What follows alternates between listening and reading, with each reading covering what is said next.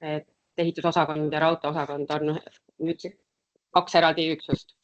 Et ehitusosakonnas siis meie väljastame ehituse tegevusõiguse lubasid, projekteerimistingimustele, ehituslubasid, väljastame kasutuslubasid ja ka püsiseadmete kasutuselevõtu lubasid.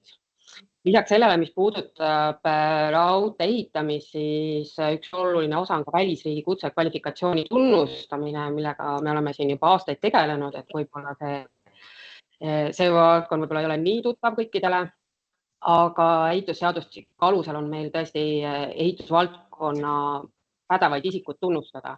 Ehk siis näiteks, kui on kellelgi Soomes pädevus raudteed ehitada, rööpasteed, siis on tal õigus tulla tegelikult saada välisriigi kutsekvalifikatsiooni tunnustamise otsus, mille alusel ta võib olla meil pädev isik Eestis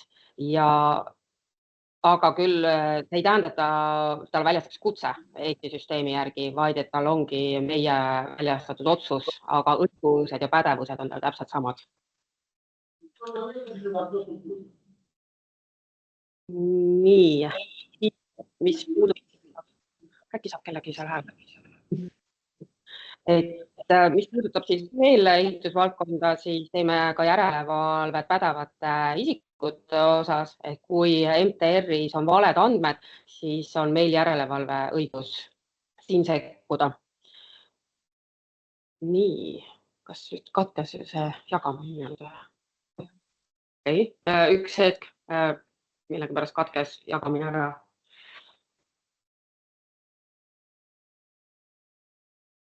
Kohe taastame.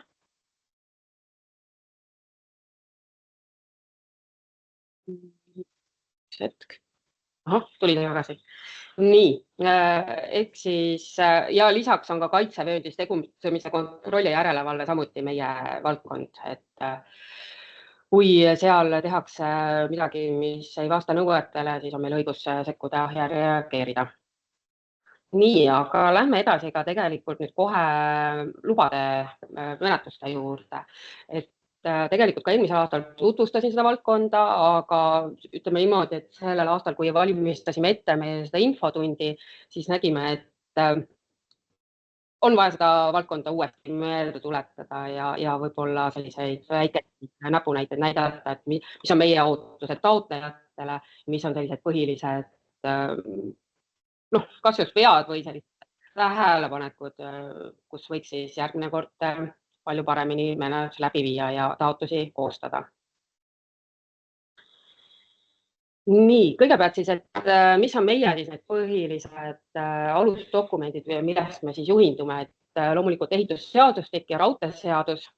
Ehitusseadustiku all ja ka raudteeseaduse all on väga palju määruseid, mida me vaatame iga menetluse juures. Et raudteevaldkonnas on kindlasti teada need määrused, aga võib-olla mida ma siin välja toon, et pärast siin järgmise slaidide peal ka võib-olla rohkem selgitame lahti. Et võib-olla mida väga ei tunta, kuigi need on üsna vanad määrused, siis näiteks nõuded ehitusprojektile ja nõuded ehitusprojekti ekspertiisile, et need on kindlasti sellised, mida peaks projekteerija teadma ja juhinduma. Et meie jaoks on oluline, et projektid oleksid üheselt arusaadavad kõikidele osapooltele, see tähendab nii meile kui taotlejale kui ka eraisikutele. Et seetõttu on ka ju see määrus loodud selleks, et ei oleks liialt palju erinevusi. Aga loomulikult raudtee, mis puudub kogu raudtee, siis me ju teame seda, et Euroopa Liidu õigus on üks alus dokumendid.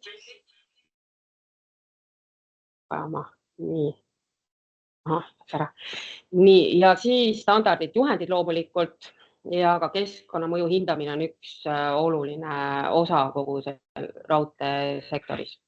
Et juhendid, ma kindlasti juhin tähelepanu, et TTJA-l on kodulehel juhendid, mis puudutab just ehituslubasid ja kasutuslubasid ja ka APIst, et ka see aasta me uuendame neid, et kindlasti soovitame neid siis vaadata ja otsida üles kodulehelt.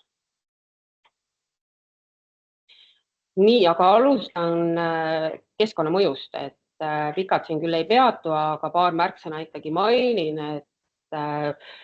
iga loamenetluse juures, see tähendab nii ehitusluba kui kasutusluba, peab arvestama sellega, et meie ülesanne menetlejatena on vaadata kõigepealt üle, et kas see ehitusluba, ehitusloa taotlus, mis meile esitatakse, on kuidagi seotud keskkonnamõju hindamise siis seadusega. Juhul, kui on vaja teha eelhinnang, siis peab kindlasti taotleja arvestama seda, et menetlustähtaeg võib pikeneda kuni 90 päevani. Siis see tavapärane 30 päeva enam ei kehti, vaid tuleb arvestada 90 päevaga, kuna eelhinnangu koostamine ja eelhinnangule arvamuse küsimine võtab oma aja. Selline väike meeldetuletus.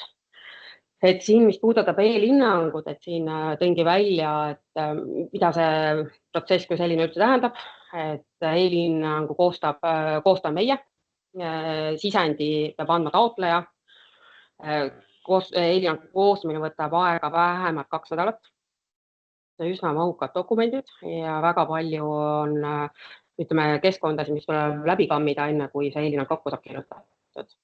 Ja siis tuleb otsuse eelnõu kirjutada ja otsuse eelnõu siis me peame edastama asutustele arvamuse avaldamiseks. Seetõttu on ka selle menetluse tähtaeg pikem. Nii, siit edasi lähme siis projekteerimistingimuste juurde. Väike meeldetuletus, et kus tuleb projekteerimistingimuste taotlemise kohustus, et meil on ehitusseadustiku lisa 1 ja seal, kus te näete, kus on kirjas ehitusluba, siis see tähendab, et tuleb taotleda enne projekteerimistingimused. Seal, kus on ehitusteadis, siis seal projekteerimistingimusi ei ole vaja. Võib-olla selline väike vahemärkus ka, et kuna praegu on ehitusseadustik muutmisel, siis kindlasti ühe hetkel peab üle vaatama, et kas need lisa 1 ja lisa 2 on veel samasugune või mitte, et sinna tehti väikesed muudatused, et seda siis peab jälgima, et hetkel ei tea, millal see jõustub, aga kui jõustub, siis me anname ka teada. Nii, aga projekteerimistingimuste juures, et mis on siis oluline, ongi see, et tuleb esitada taotlus koos asendiskeemiga ja seletuskiri, et me peame siis aru saama, millele projekteerimistingimusi taotletakse ja kus kohas konkreetselt siis ehitis paikneb, et selle alusel siis saame menetlust jätkata. Et riigilõiv on oluline, et siin võib-olla väike vahemärkus ka see, et täna on ehitisregistris jätkuvalt riigilõivud valesti märgitud, kuigi riigilõivud on muudetud 2 aastat tagasi juba, siis ehitisregistrisse uued numbrid ei ole veel sisestatud, et seda peab siis teadma lihtsalt. Et riigilõivu seaduses õiged numbrid. Lähme edasi ehituslubade juurde, ehitusteadiste juurde. Ehitusloa aluseks on siis projekteerimistingimused, võib olla ka eriplaneering, kui me räägime täna Rail Balticust, siis nagu me teame, eriplaneeringu puhul projekteerimistingimused ei ole nõutud, vaid põhiprojekti koostamise aluseks ongi eriplaneering ise. Tavapäraste ehituslubade juures on siis projekteerimistingimused aluseks. Samuti ehitusprojekt peab olema allkirjastatud pädevate isikute poolt, et seda me täna ikkagi näeme, et neid selles osas puudusi on jätkuvalt päris palju ja tihtipeale peame taotlused tagasi saatma, kuna allkirjad puuduvad. Raudteevaldaja riskihinnang on samuti kohustuslik, et selle peab siis raudteevaldaja juurde lisama või siis taotleja peab raudteevaldaja käest selle sisendi saama eraldi dokumendiga. Siin samuti riigilõiv on oluline, ka siin on jätkuvalt ehitusregistris numbrid valed, aga et siis teaksite.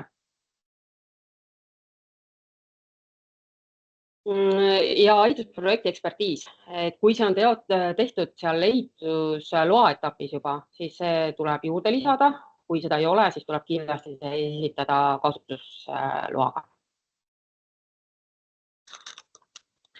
Pädevate isikute poolt on siin ka meil slaid toodud, millised pädevused, milliste ehitustegevuse juures peavad siis olema. Neid eraldi välja lugema ei hakka, saate ise lugeda siit. Et lihtsalt informatiivsena, kui keegi veel ei tea. Nii, ja kasutusloaga on täpselt sama teema, et ehitusseadustiku lisa 2 reguleerib siis seda, millal on kasutusluba vaja, millal on kasutusteatist vaja.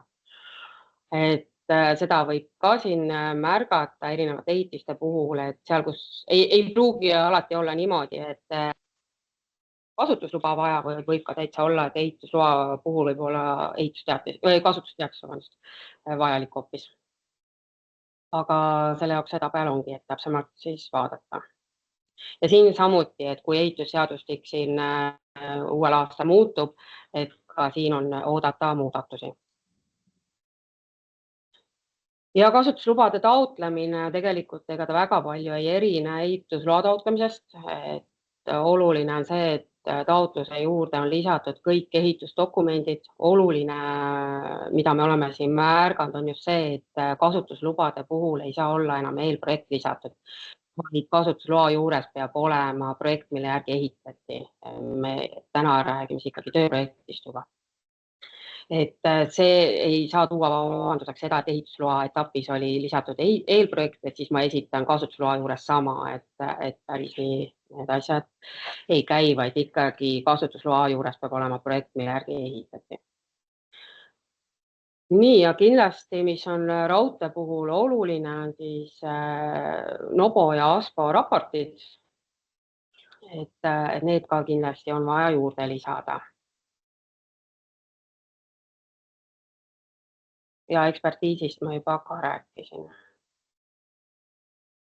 Kahe sõnaga räägin ka tähtajalisest kasutusloast, et väljastame neid tõesti erandjuhtudel, et ainult juhul, kui tõesti on vaja raudteerajatis kasutusele võtta esimesel võimalusel, ilma et raudteeliiklus seisma oleks vaja jätta.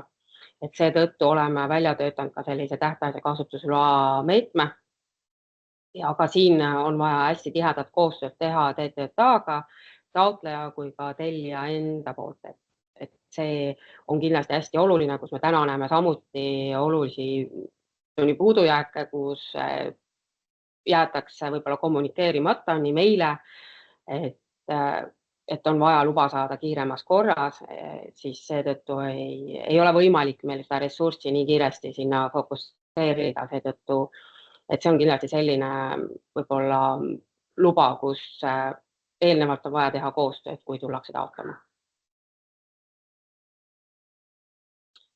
Nii, aga siis Eneliis räägib siin nüüd edasi püsiseadmete kasutuselevõtu loast ja toob välja ka siis erinevad tähelepanekud, mis me ise oleme tuvastanud erinevate menetluste juures, et mida võib-olla saate siin kõrva taha panna, olla järgmisel korral paremini taotlusi esitada. Nii, väike arvutusele.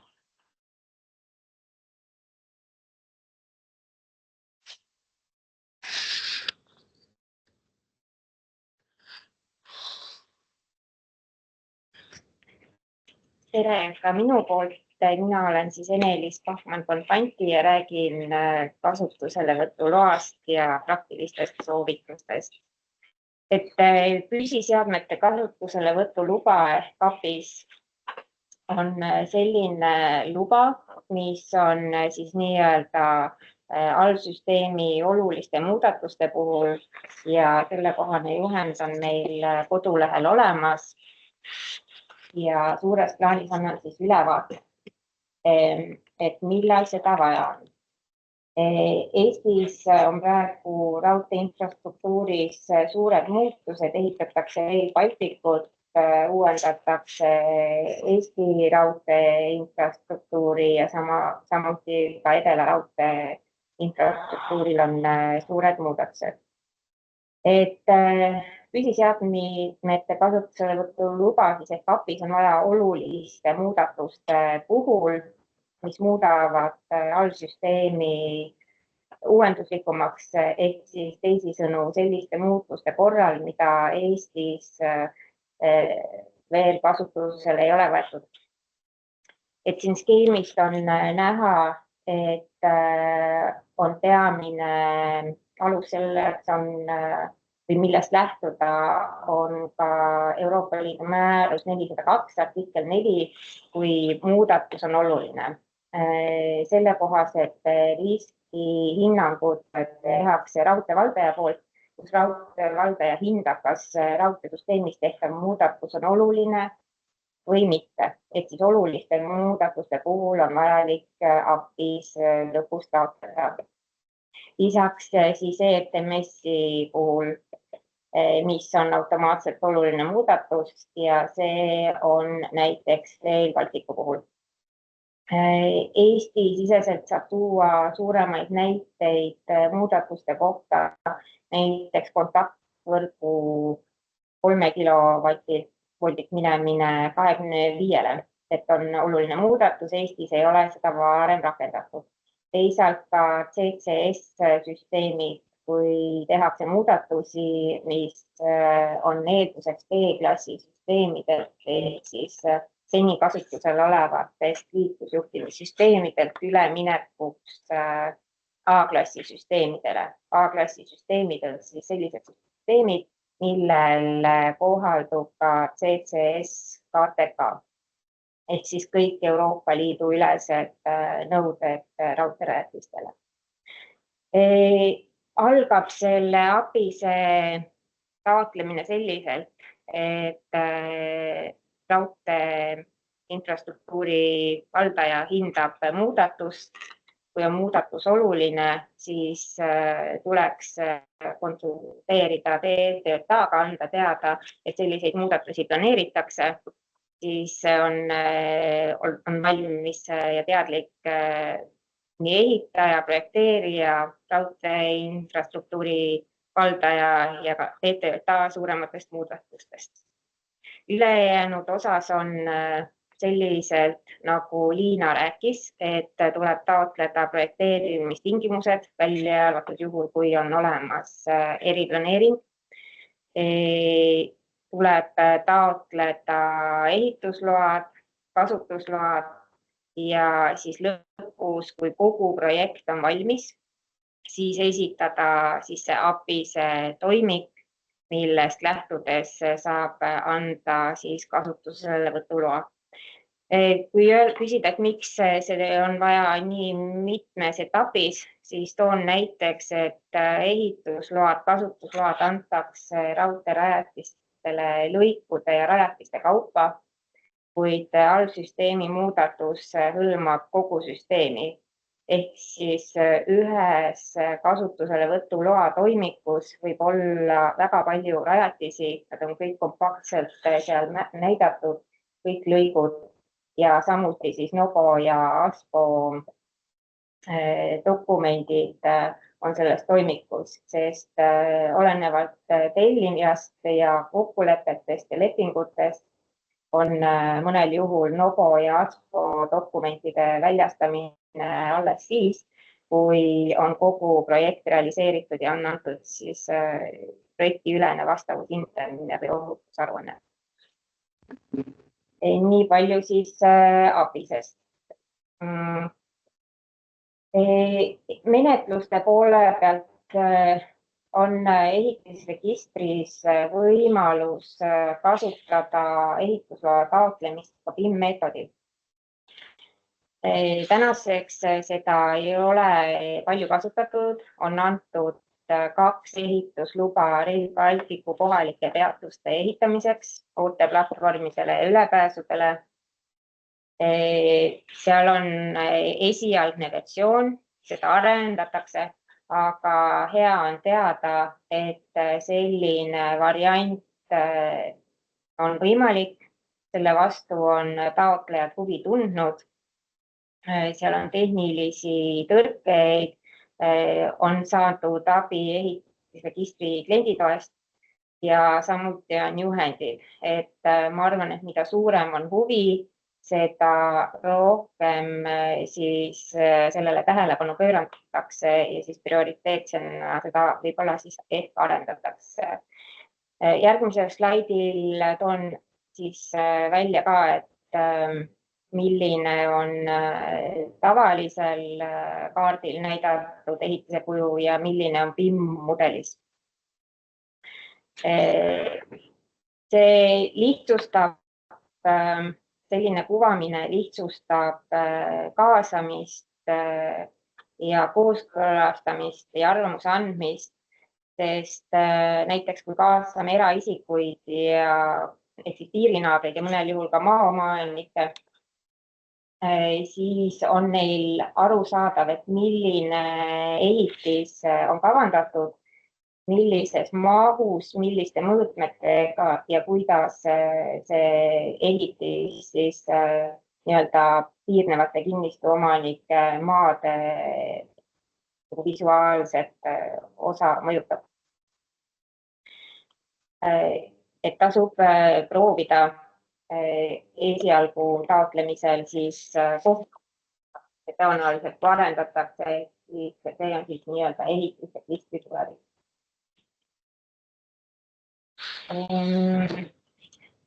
Aga nüüd siis mõned tähelepanekud taotluste esitamisel.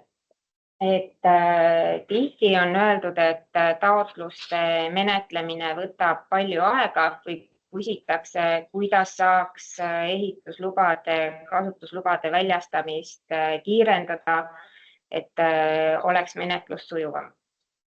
Siin on suur roll ka taotlejal ja suur roll on ka mõjutatud asutustel, keda projekt mõjutab. Esiteks, ehitisregistris on andmeväljad iga ehitise kohta ning otstarbekas on need vajalikud väljad, mis iseloomustavad ehitise parameetreid, siis korrektselt täita. Et siin on kõrgus, ehitise alune pindala, ehitise pikkus, et kõik sellised, mis tunduvad esialgu lihtsad ja arusaadavad parameetrid, siis paraku on mõnel juhul need jäänud täitmata. Siin lisaks võib tuua kõrgusele, ehitisele, alusele, pindalale ka mõned tehnilised näitajad või tehnosüsteemid, näiteks liftid, sest need kuvatud andmed ja sisestatud andmed kuvatakse pärast ehitusloale ja selle alusel hiljem on lihtsam näha, et milliste mõõtmetega ehitisele ehitusluba väljastati. Siis taotlusega seotud isikute loetelu. Et see on nüüd kasutusloa taotlemisel eelkõige, sest ehitusloa taotlemisel on üldjuhul teada ainult projekteerija, aga ka see projekteerija siis isikute loetelus peaks olema kirjutatud muuhulgas omanik ja siis kasutusloa taotluses omaniku järelevalve ja pädev ehitaja, et just pädevate isikute andmed tuleb sinna lisada. Ehk siis sellised isikud, kes on ehitusdokumendid ja projekti allkirjastanud. Siis taotlusega peavad olema esitatud projekti osad, mis kuuluvad projekti koosseisu. Et siin võib nüüd vaadata kahtepidi. Ühtepidi on menetlus lihtsam, kui on esitatud need projekti osad, mis ongi selle taotlusega seotud. Mitte ei ole liidetud projekti rajatis ja mis ei ole ehitusloa taotluse osad, sest see võib tekitada kooskõlastajates ja arvamuste avaldajates segadust, et millele nad oma kooskõlastust või arvamust siis esitavad, sest projekti maht on suurem kui see, mis taotluses on kajastatud. Ja samas projekti osad siis selles suhtes ka, et arhitektuurne osa, konstruktiivne osa, kui ehitis sisaldab tehnovõrke või elektri osa näiteks. Et see siis peaks olema arusaadavalt liigitatud ja ehitisregistris ehitusprojekti alla lisatud. Siis vormistus. Vormistus siis TVG ja PDF suuremate projektide puhul kindlasti lihtsustab kooskõlastajate ja arvamuse avaldajate osas TVG, kes on eraisikud kaasatud ja piirinaabrid, kellel PVG kasutamise kogemus puudub, kuigi see on alla laetav vaba vara vaatamise huvides, siis siiski PDF on selline dokumendi vorm, millest saavad aru ka eraisikud, kes igapäevaselt ehitusprojektidega kokku ei puutu. Ehk siis projektifailide lisamisel tuleb arvestadagi, et projekti vaatavad ehitusprojektidega igapäevaselt kokku puutuvad isikud kui ka need, kes igapäevaselt projekti lugemisega ei ole kokku puutunud. Siis taotlusega esitatud joonised peavad olema arusaadavad ja tingmärgid näiteks peavad olema selliselt, et on need leitavad, et on selge legend, et jooniselt oleks arusaadav, milline joon tähistab mida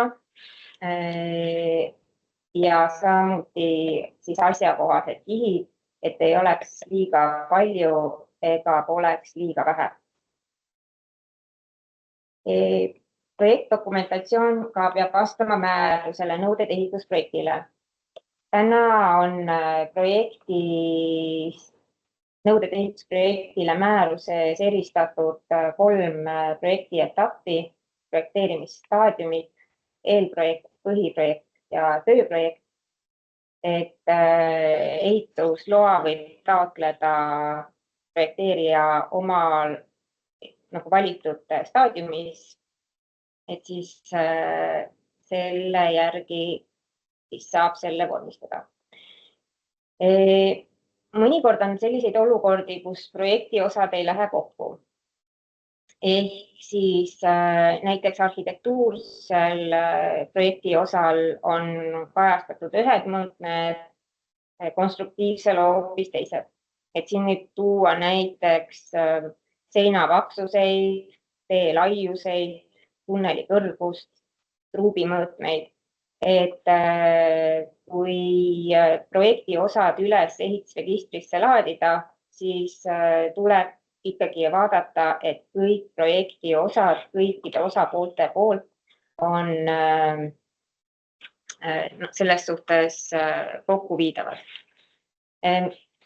Kui räägime pädevatest isikutest, siis erinevate projekti osade puhul on hea, kui on projekteerimise projektijuht. Seda ei ole nõutud, kuid keegi, kes vaataks, et üles laetavad projekti osad või erinevad projekti osad oleksid üksteisega vastavuses. Siis asendiplaanidel kajastatav info.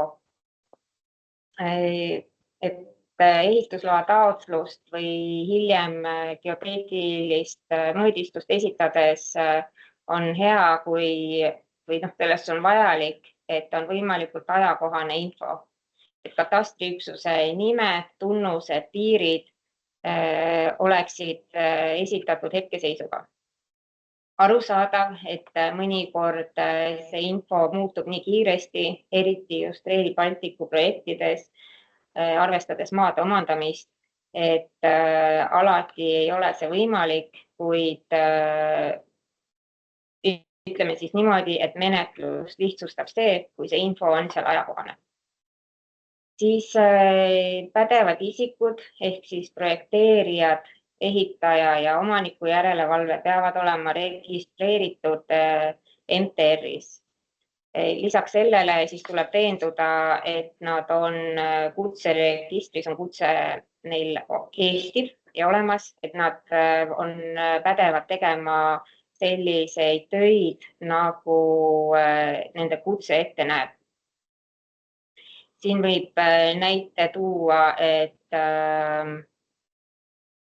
teedeinsener silla projekteerimise pädevusega ei saa projekteerida viadukti ja rööbaste ehitaja ei saa ehitada kontaktvõrku. Samuti on vaja elektri oma pädevus, et alati see kontrollida üle enne, kui dokumente koostada. Siis ehitustööde ja kaetud tööde päevikute ja kaetud tööde aktide allkirjastamine. et pädevad isikud jällegi peavad olema need, kes on lisatud isikute alla ehitisregistris. Needsamad inimesed peavad olema ehitustööde päevikutes, kaetud tööde aktides ja needsamad isikud, kes on nendes märgitud, peavad olema ka need, kes reaalselt on oma digiallkirja sinna dokumentidele pannud. Kui ehitusloa taotluse saadame tagasi näiteks lahendamiseks märkustega, kas siis meie või mõni tehnovõrgu valdaja või raudteevaldaja, siis ootame, et taotleja edastab selged ja täpsed vastused, et mis märkused on, et siis oleks märkused lahendatud, need oleksid arusaadavad nendele, kes need märkused oleksid esitanud ja alati, kui jääb lahendamiseks esitatud märkus ebaselgeks, siis saab seda täpsustada. Siis enne taotluse uuesti esitamist veenduda, et lahendamiseks esitatud märkused siis tegelikult ka on lahendatud. Ei ole harvi juhus, kui oleme esitanud märkuseid ja taotleja on ilusti kirjutanud, et lahendatud või lisatud, parandatud, kooskõlastatud, kuid hakates uuesti vaatama, siis juhtub ikka vahel, et mingi osa on tegemata või siis varem, mis oli pädevate isikute poolt allkirjastatud, siis on allkirjad kuskile kadunud, sellepärast et on üles laetud näiteks täiendatud projekti versioon. Et see on see osa, mis täpselt samamoodi menetluse aega pikendab. Siis menetluse ajal dokumentatsiooni muudatused ja täiendused peavad olema selgelt välja toodud.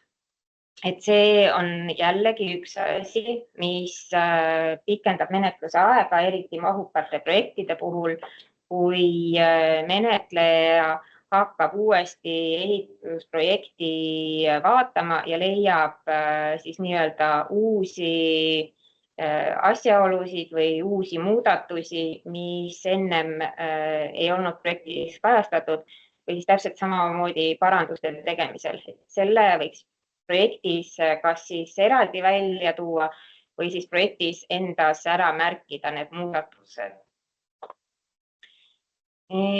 Siis veel on mõnikord olnud selliseid juhuseid, et taotleja ehk siis lepingujärgne taotleja, projekti koostaja esitab ehitusloa taotluse või siis kasutusloa taotluse ning tellija ei ole seda versiooni või näinud või on tellijal endal parandusi ja täiendusi, mis siis võtab ilmselgelt rohkem aega, sest tellija on see, kes teab kõige paremini, missugune lõpptulemus siis ja ootused sellele rajatisele on. Ehk siis meie soovitus taotleja ja tellija vahelise koostöö parandamine selleks, et TTJA siis taotluste menetlusel saaks selle võrra menetlused kiiremini ära menetletud. Siis väike vahemärkus, et maaparandussüsteemide töödega seotud isikutel peavad olema materjaliregistreeringud, see on nii projekteerimisel, ehitamisel kui omaniku järelevalvel, et maaparandussüsteemide osas kooskõlastab ja vaatab dokumente Maa- ja Ruumiamet.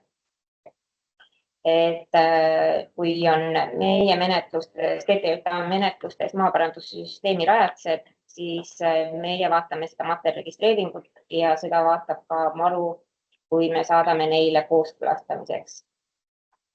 Ja kui kavandatud tegevus on seotud tehnovõrguga, siis igal tehnovõrgul on oma kaitsevöönd ja taotluse asendiplaanil või projekti asendiplaanil on vaja, et on näidatud see kaitsevööndi ulatus ja kui kaitsevöönd muutub, siis ka see uus kaitsevöönd. Toon näite näiteks gaasi või elektriliini puhul. kui esitatakse ehitusloa taotlus, siis on oluline, et TTJA ehitusloa menetlejana saadab ja kaasab need teavitused ka nendele isikutele, kelle maale siis kaitsevöönd jääb, et ei tekiks hiljem üllatusi ja oleks üheselt arusaadav. Ja siis üks väga oluline tähelepanek, et kasutada tohib ainult neid raudteerajatisi, millele on väljastatud kasutusluba või antud kasutusteatis. Et raudtee on sellest kõrgendatud ohuga ehitis ja see on väga oluline, et enne kui raudteeliiklust rööbasteele lastakse, siis on antud kasutusluba või kasutusteatis.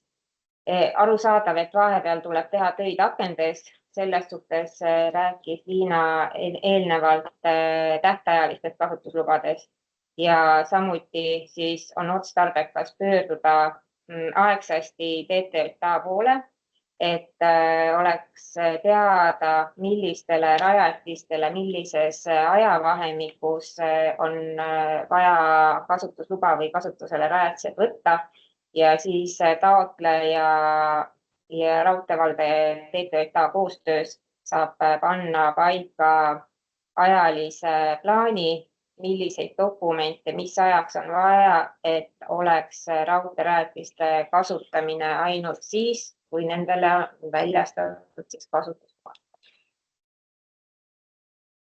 Et minu poolt siis kõik, et annan sõna Kadile. Ja, et võib-olla teeme korra niimoodi, et enne kui Kadja hakkab rääkima raudteeliiklusregistrist, et äkki teil on endal küsimusi lubade kohta ja lubade menetlemise kohta. Et võib-olla ise lisan siia kohe lõppu Ene-Liisile jätkuks, et ka raudteeliiklusregistrisse tuleb kõik andmed registreerida, kui on kasutusluba käes, et selle nõude me oleme ka alati kasutuslubadele peale pannud, aga siin mainin ka ära.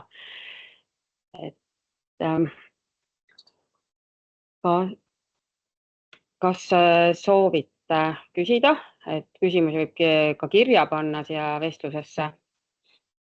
Kuidas ise soovite? Aga kui praegu küsimusi ei ole, et siis annan siis Kadile. Ja, Anna, aga... Üks küsimus.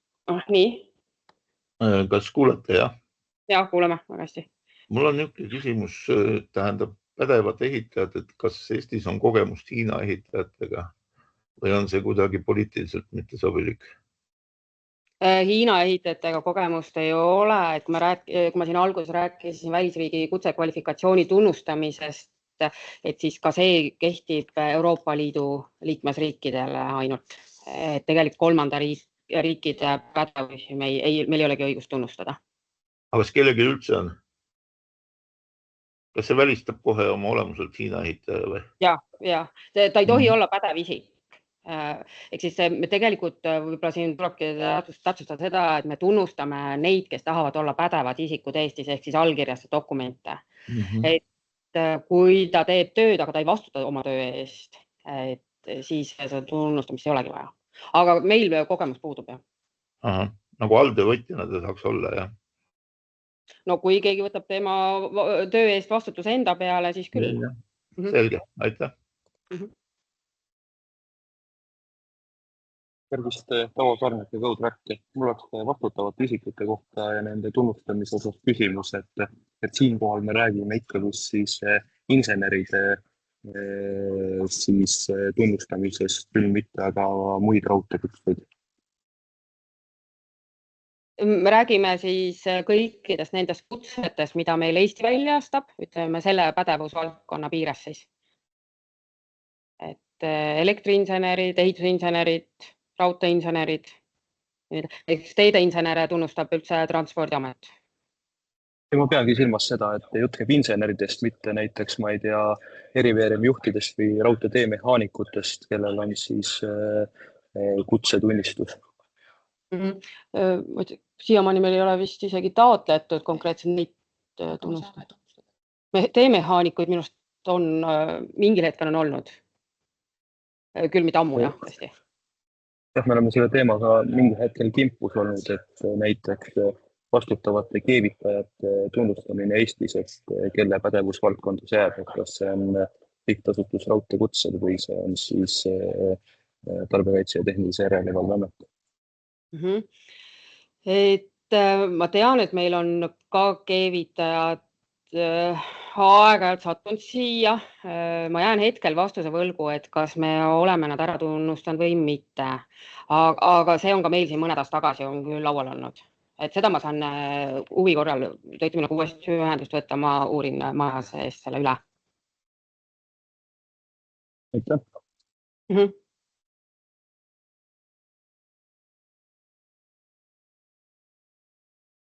Veel küsimusi?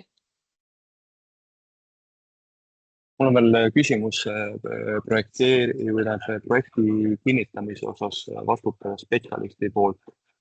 Et kogemuslikult on siis ehitusloa menetluse puhul küsitud üksnes, et peab olema allkirjastatud pädeva raudteeprojekteerija poolt.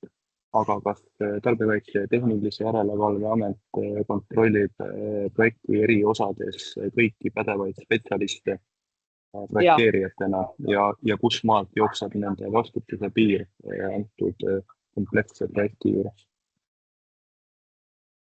Et kindlasti me kontrollime eri osade projekteerijate pädevusi. Et võib-olla saate korra täpsustada oma küsimus selle pädevuse piiri osas, et mida te seal konkreetselt mõtlete?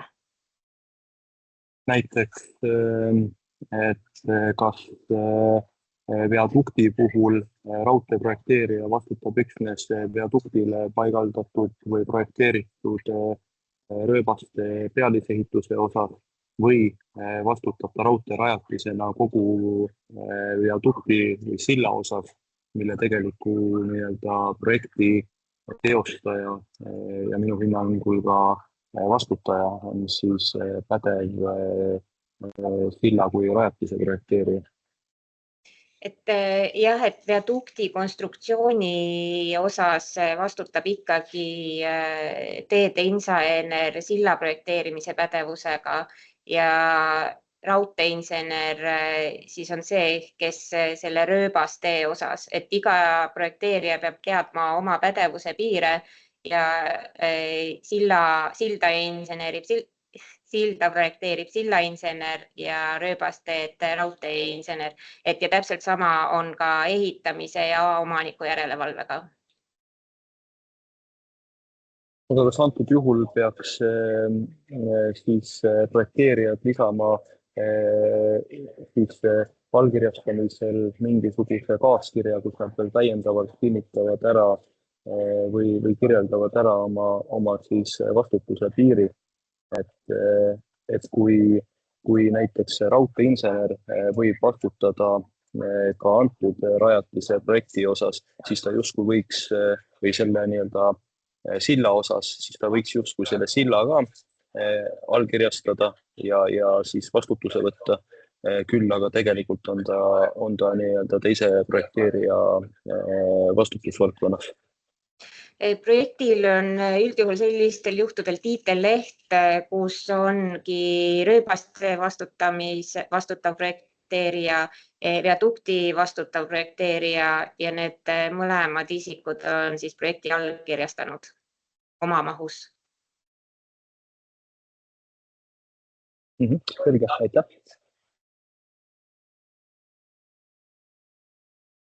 Veel küsimusi?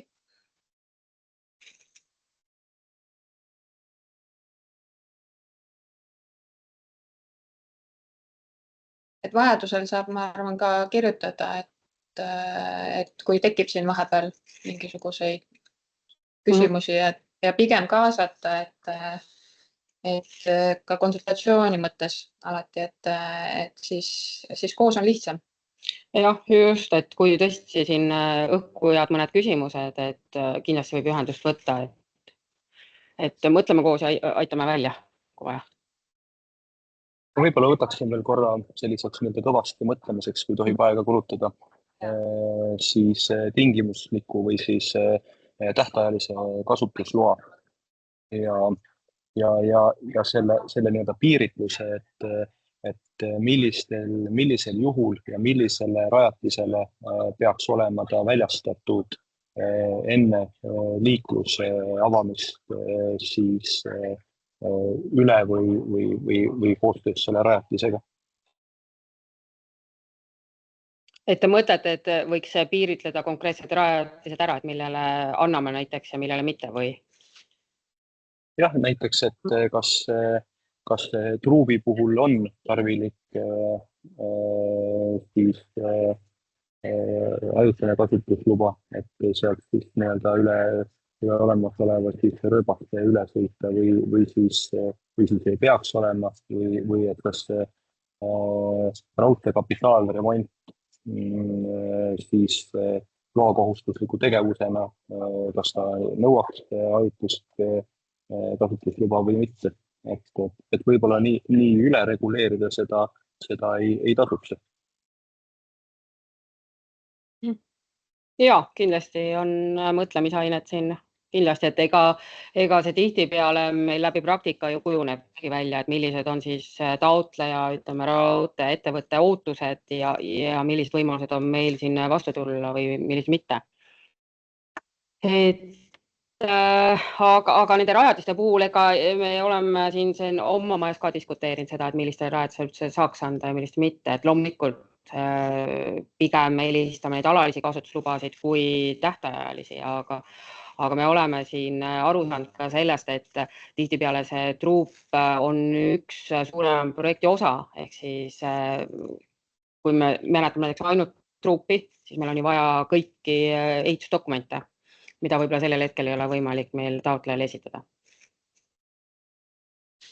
Kas siin juures oleks siis mõistlik nii, et enne siis või siis koos ehituslepingu sõlmimisega töövõtja ja tellija vahel siis esmajärgus täpsustatakse ära siis antud lepingu või projektis koobis olevate rajatistele siis nõutavad kasutusload. Ehk siis ütleme, et töö käigus ei selguks või ei hakataks siis mõtlema, et kas see nõuab siis tähtajalist kasutusluba või mitte, et vaadatakse eri rajatised üle, mida antud töö siis puudutab ja koostöös teiega siis lepitakse kokku siis selline asjade käik. No kindlasti pooldame seda, et tellija siis ikkagi töövõtjaga lepivad need teemad kokku aegsasti, mitte on ju siis, kui on juba viimane hetk käes, kus on vaja ehitus kasutusse võtta. Et seda me kindlasti pooldame tõesti, et oleks omavahel need kokkuleppeid juba sõlmitud. Ja teisalt nagu kõikide suuremate projektide puhul, et tulge palun TTJA-sse, tutvustage oma projekti, et see on, ma arvan, ka ülioluline, et te siin taotlete midagi jupi kaupa, aga tegelikult seda suuremat pilti on väga raske meil ka kokku panna. Et see praktika tegelikult toimib päris hästi. Jah, just, et seda me ka kindlasti ootaksime tõesti, et tullaksegi tutvustama oma projekti.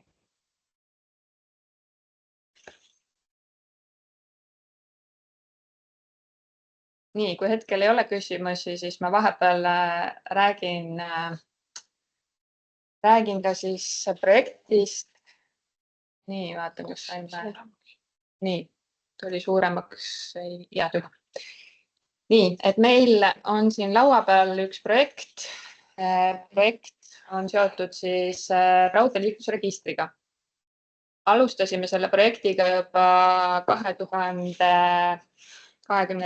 aastal ja mis see soov oli? Soov on see, et kui me vaatame praegult raudteeseadust, siis see, et te saate siin kasutusloa või kasutuselevõtuloa, ei tähenda seda, et tegelikult te seda raudteerajatist võite kasutada. Selleks peate te siis raudteerajatise registreerima raudteeliikluse registris.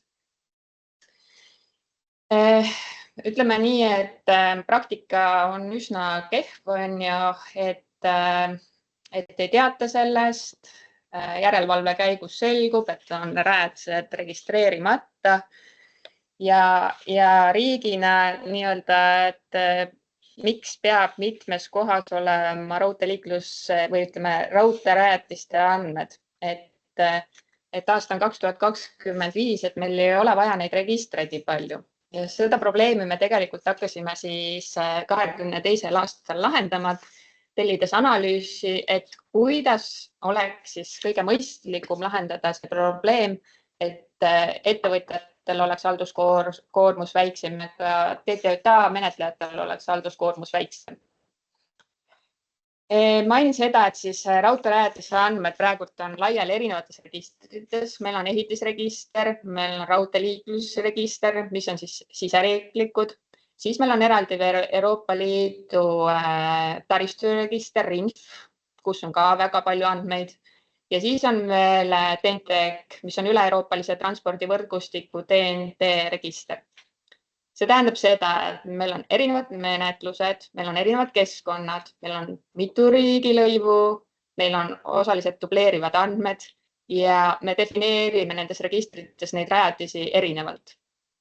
Et see on see koht, kus me saime aru, et see ei ole jätkusuutlik, see ei ole mõistlik, miks meil on vaja neid andmeid ka riigina nii paljudes kohtades hoida, et oleks vaja muutust.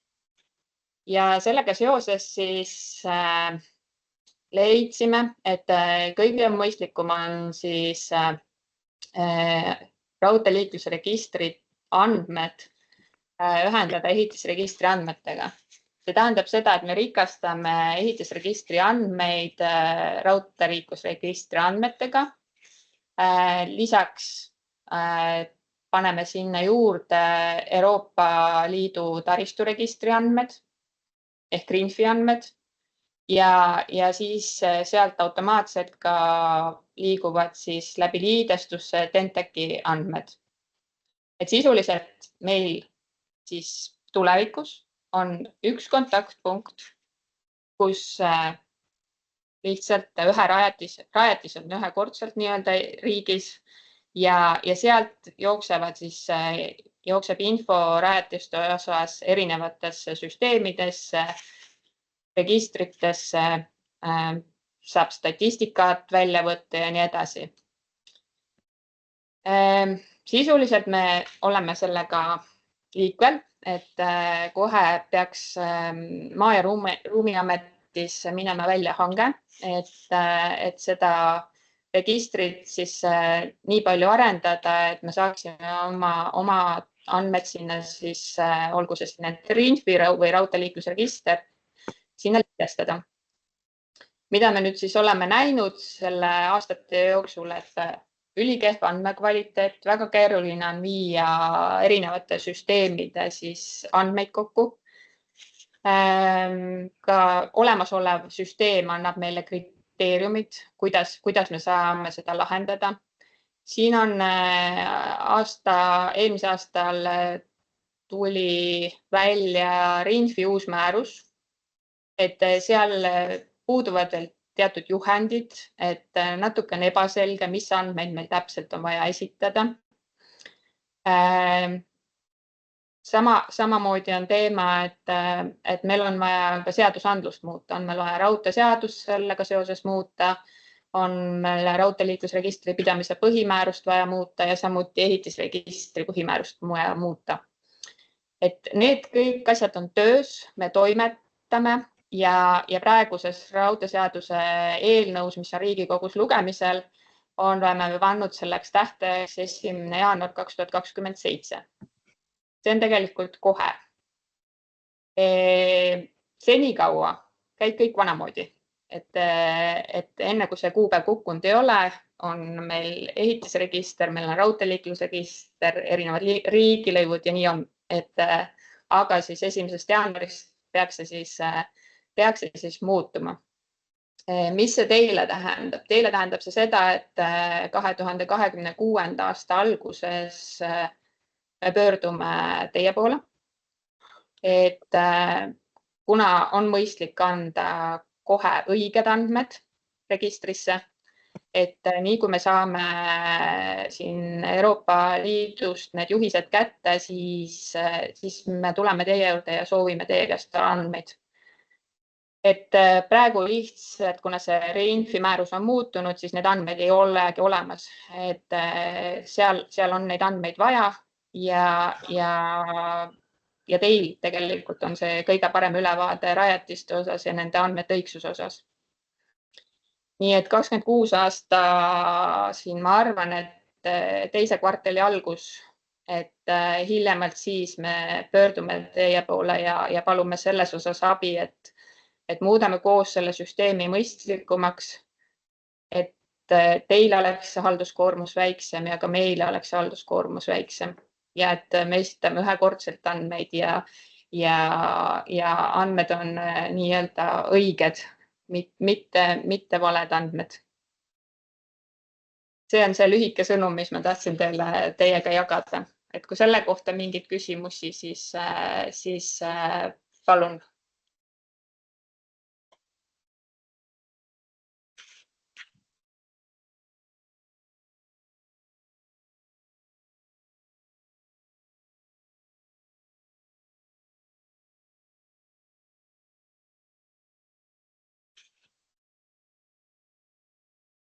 Hetkel vist ei ole siis.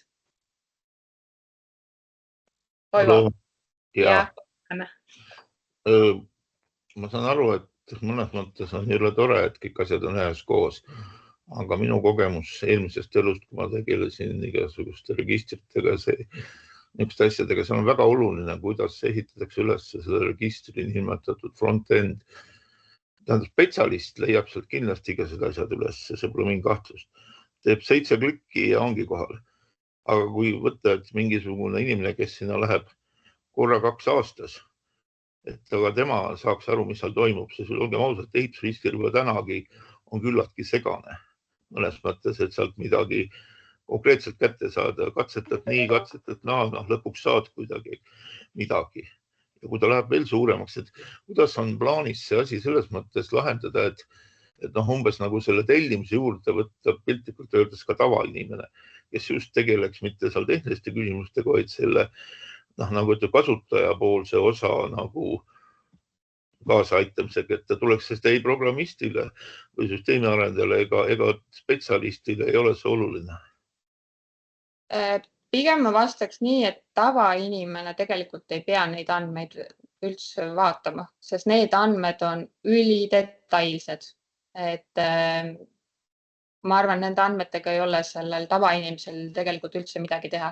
Et pigem on see osa on suunatud ettevõtjale ja et tal oleks üks koht, kus oma rajatisi nii-öelda ülevaade oleks. Ja teiselt poolt, et ta ei peaks nendesse erinevatesse registritesse eraldi sisse logima ja uuesti neid kõiki andmeid sisestama. Et ma arvan, see on see, mille poole me soovime liikuda.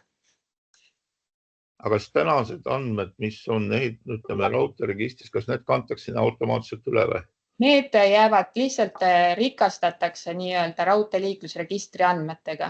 Et sinna tuleb andmevälju lihtsalt juurde, mis kantakse siis üle ja need, mis seal praegu on, jäävad. Küll aga peaks muutuma nii-öelda raudteerajatistes andmestik, et ei ole nii, et mis seal on, et korruste arv ja liftide arv ja et need ei ole nagu rööbaste puhul nagu olulised, eks, et see osa nagu ikkagi muutub.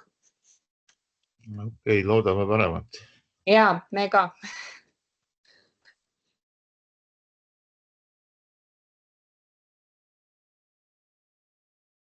Veel mõtteid.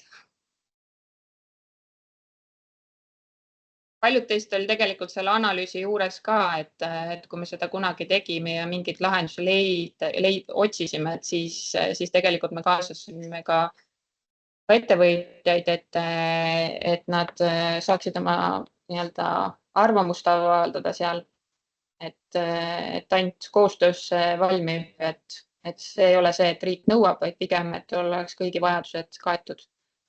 On see mõte ja eesmärk.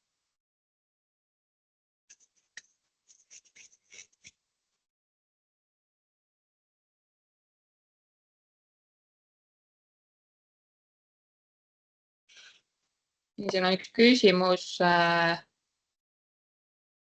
et milliseid lisaandmeid on raudteeliiklusregistri jaoks vaja, mida tuleb esitada järgmisel aastal.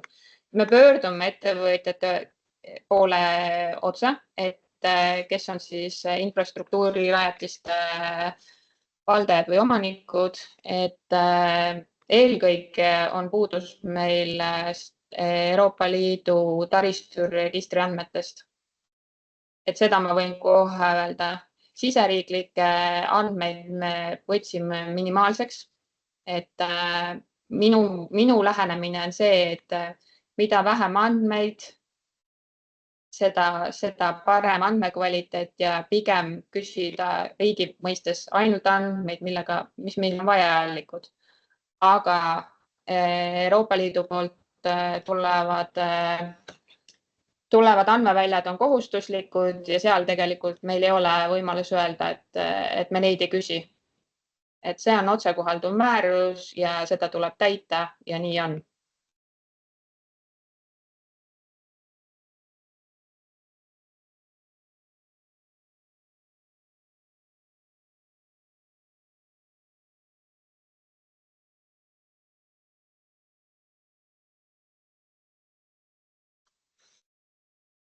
Kas on veel meil mõtteid, küsimusi?